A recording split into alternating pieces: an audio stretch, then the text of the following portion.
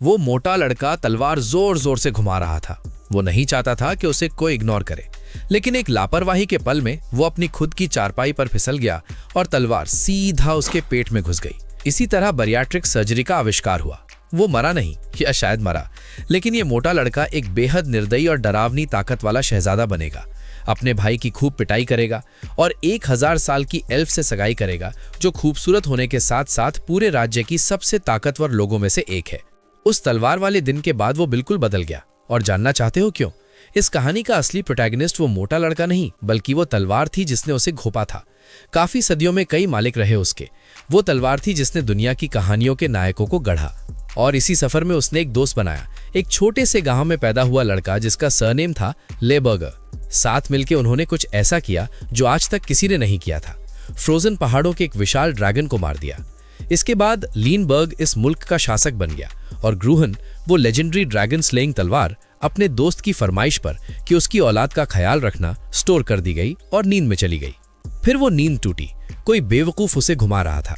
वो मोटा चिल्लाया, आज से मैं इस तलवार का मालिक हूं, और जोर से घुमा दिया। लेकिन ग्रूहन ने अपनी एबिलिटी यूज की तो रियलाइज हुआ कि ये 2 पांव पर चलने वाला सुअर एक्चुअली उसके दोस्त की औलादों में से एक है। मोटे को बस ये चाहिए था कि अमीरजादे उसे रिकॉग्नाइज करे और शायद लंच 8 से ज्यादा बार रिफिल हो जाए। ग्रूहन की ताकत से ये पॉसिबल लगता था, लेकिन कुछ मिनट तलवार घुमा के वो अपनी चारपाई पर फिसल के गिरा और तलवार ने खुद ही बैरियाट्रिक सर्जरी कर दी। ग्रूहन के दोस्त की औलाद हो या ना हो, ये बंदा दुनिया का सबसे बेवकूफ इंसान का टाइटल हासिल कर चुका है। गिरने के बाद भी तलवार को ही कसूर देता रहा। कोई नहीं चाहता था इसे फ्यूचर किंग के रूप में, क्योंकि ये लालची और घमंडी था। ये था ग्लटनस और बेवकूफ प्रिंस एड्रियन लेबर्गर। लेकिन सब कुछ बदलना शुरू हो गया एक तलवार ने उसे घोंपने के बाद। अफवाहें फैलने लगी। अब वो खाने की मेज पलट के नहीं तोड़ा करता, बदमाशों के साथ नहीं घूमता, लेकिन कमरे के अंदर सोचें अलग थीं। ग्रूहन को झटका लगा।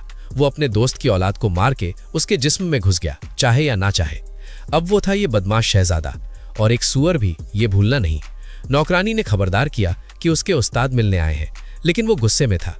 उस्ताद ने पहले कभी नहीं आया था। उस्ताद ने सोचा मरने के बाद भी शहजादा वही है, सिर्फ अपना फर्ज निभाने आया था। मोटे ने तो अमनेजिया का बहाना बना लिया। तभी दरबारियों ने घोषणा की, महाराजा तशरीफ लाए। बाप को देख के एड्रियन इंप्रेस हुआ। इतना इम्पोजिंग लगता था। राजा सोचा वही है जब तक, नहीं तो आने पर सलाम तो करता। लेकिन सबने कहा एड्रियन की यादें गई हैं। डॉक्टर आया। फिजिकली कुछ गलत नहीं, बस 300 पाउंड की चारपाई अलग है। शायद साइकोलॉजिकल शॉक की वजह से टेम्पररी सिम्टम हो। राजा बोला, ये बहुत कन्वीनियंट है। जो कुछ उसने किया वो सिर्फ भूलने से नहीं जाता। कुछ वक्त के लिए किले में बंद रखेंगे, खाना कम करेंगे, देखो वेट जाता है या नहीं। खैर, उसने जानना चाहता था कि इस बंदे ने क्या किया था। तब उसकी माँ ने एड्रियन को गले लगाया। बोली, सब बहुत कंफ्यूजिंग होगा, यादें जल्द वापस आएंगी। बाप और माँ का फर्क वहां साफ दिखा। माँ ने कहा, खुश हूं कि ऐसे उठते देखा। अब खतरनाक चीजें मत छूना, पता नहीं मैं क्या करती अगर तुम नहीं उठे होते। लेकिन बेचारी माँ को क्या पता कि उसका बेटा अब वहां है ही नहीं। अब कुछ नहीं हो सकता। माँ ने कहा, मिलती रहूंगी, अभी आराम करो। एड्रियन सब प्रोसेस करने की कोशिश कर रहा था।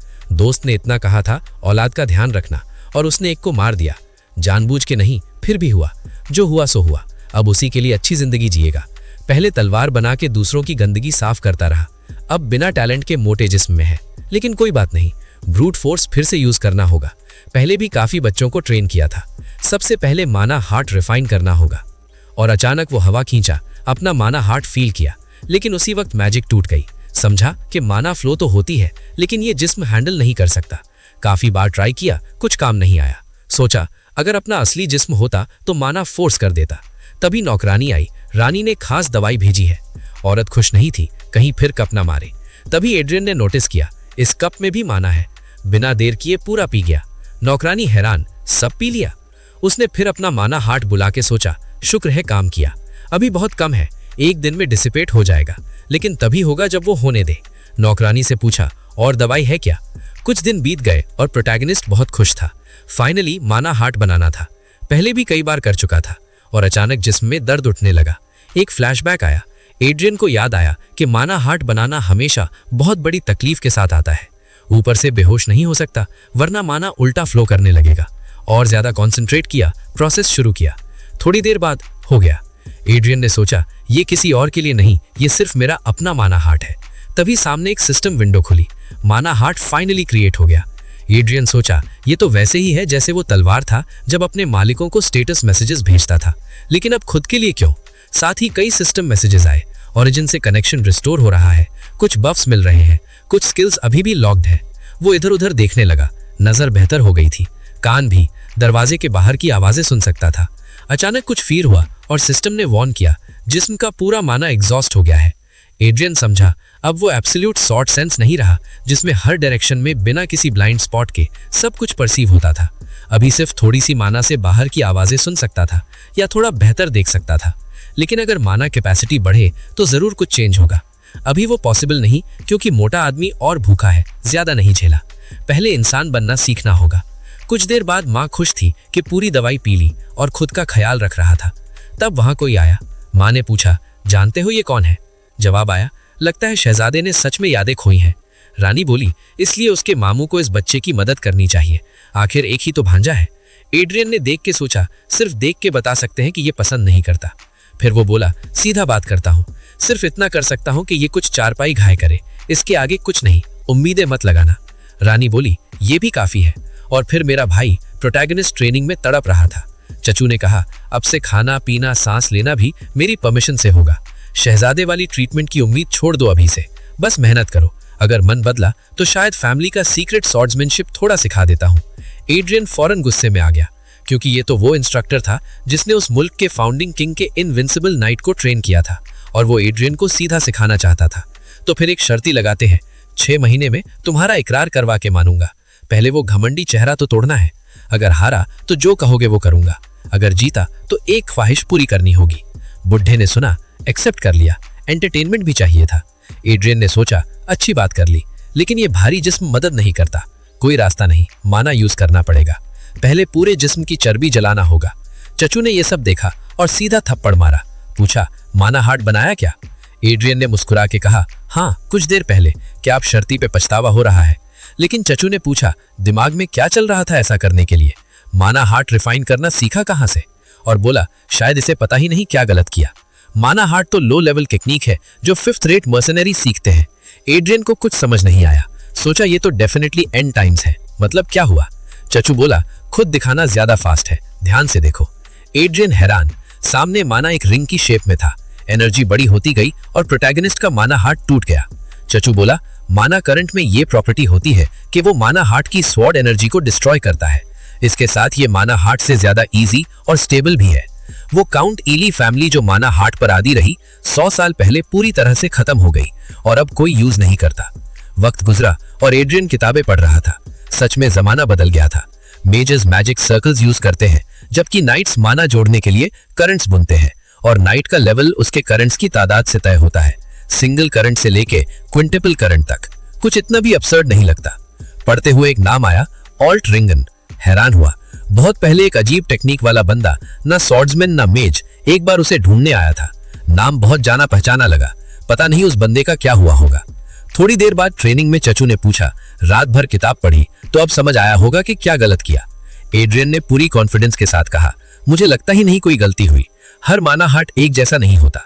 सुना है लेवल्स का फर्क? चचू ने पूछा, क्या मतलब है? बोला, मर्सनरीज में कुछ ऐसा सोचते हैं जो ये सोच के खुद को हीरो समझते हैं। क्या पता है उन सब का क्या हुआ? वो 2 करंट्स भी क्रॉस नहीं कर पाए और पूरी तरह हारे। लेकिन अगर ये लड़का अलग है तो उसे एक डबल करंट नाइट से हराना होगा। अगर किया तो वो उसकी माँ की ख्वाहिश के मुताबिक उसका गार्डियन बनेगा। एड्रियन ने सोचा, क्या सच में चचू का गार्डियन होना अच्छी बात होगी? पल भर सब चुप हो गए।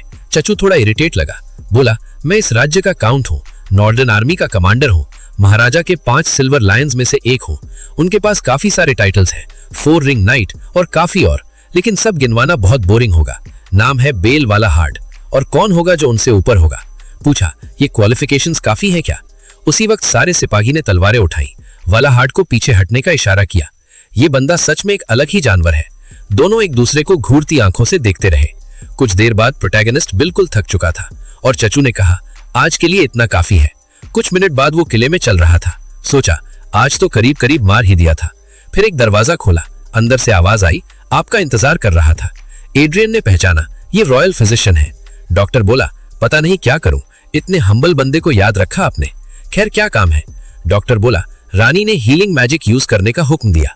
उसने स्पेल इन्वोक दिया, लेकिन एड्रियन ने बिना एक पल गवाए उसे कमरे से बाहर फेंक दिया। बोला, आज की मेहनत बर्बाद हो जाएगी ऐसे में। इधर एक नाइट सब कुछ देख रहा था, काफी हैरान। उसी वक्त एक बच्चा दरवाजा खोलता है। पूछा, भाई यहाँ है? प्रोटैगनिस्ट को घूरते हुए खुद खाता हुआ सोचा, ये बेवकूफ कौन है? नाइट पास में फुसफुसाया, ये 3 नंबर के शहजादे हैं। वो शहजादा बोला, सुना था हादसा हुआ, लेकिन लगता है सोचा से ज्यादा ठीक हो। एड्रियन बोला, शहजादे के पास कोई काम नहीं क्या? सिर्फ टकराने आए हो क्या? वो सीधा लड़ने का मौका ढूंढ रहा था। फौरन गुस्से में आया, बस एक बेवकूफ है जिसने खुद अपने जिस्म में तलवार घोंपा। लेकिन एक दिलचस्प खबर मिली। सुना है काउंट वाला हार्ट से शर्ती लगाई और एक डबल करंट नाइट से डुएल भी करना है। तो क्या मैं तुम्हारा मुकाबला कर सकता हूँ? चीजें गर्म होने लगी। थोड़ी देर बाद एड्रियन सोच रहा था, ये क्या था? क्या लियोनबर्ग की सारी औलाद ऐसे ही है? तभी नाइट बोला, प्रिंस गिलियम बचपन से अपनी तलवारबाजी के लिए फेमस है और सिर्फ 14 साल में 2 रिंग्स, ये कोई छोटी बात नहीं। उसी वक्त नौकरानी आई, कुछ खत आए हैं।